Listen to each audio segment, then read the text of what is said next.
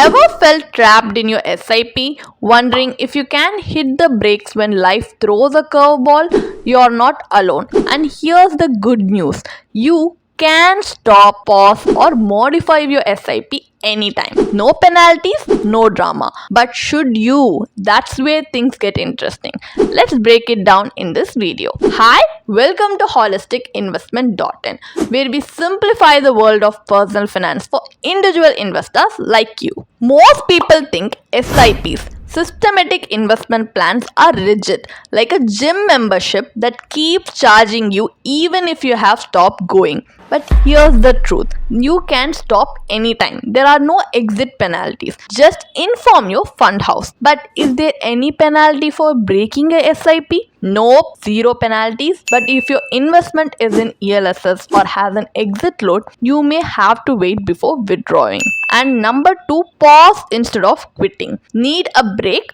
Many fund houses let you pass your SIP for a few months. But can we stop SIP for some time? Yes, you can pause it temporarily instead of stopping completely. Number three, modify your contribution. So if you're struggling with cash flow, adjust your SIP amount instead of breaking it entirely. So when does it make sense to stop or pause your SIP? Let's talk about some real life scenarios.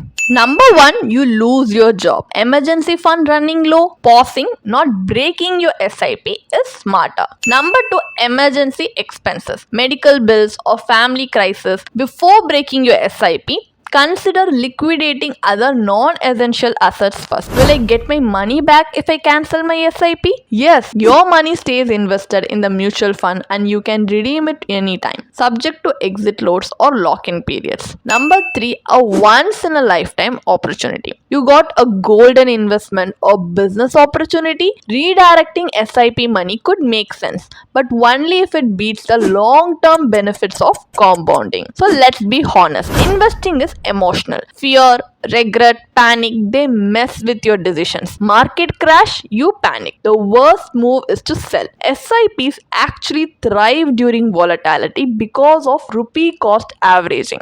What if I don't pay SIP for 3 months? Your SIP will be automatically cancelled, but your invested amount stays in the fund. Does missing SIP affect your credit score? No, it doesn't affect your credit score because SIPs aren't loans. But if a payment fails due to insufficient fund, your bank might charge a penalty. So here's the real question. Not can you break your SIP, but should you? Ask yourself, am I stopping out of fear or is there a genuine financial reason?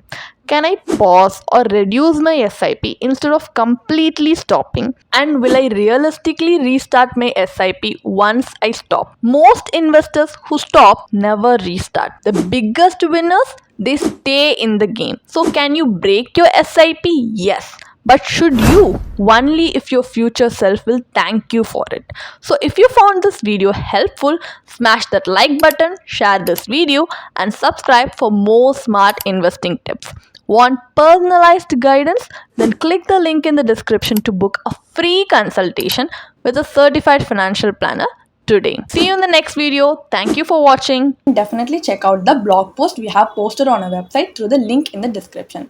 And if you want to gain more professional guidance through a professional financial planner, you can choose to book a one-on-one complimentary consultation with one of our professional financial planner through the link in the description.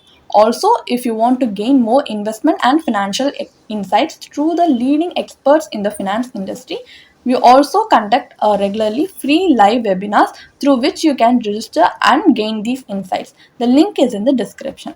Also, if you like this video, definitely hit like and subscribe to our YouTube channel so we can come up with more such financially beneficial content for you. Thank you for watching.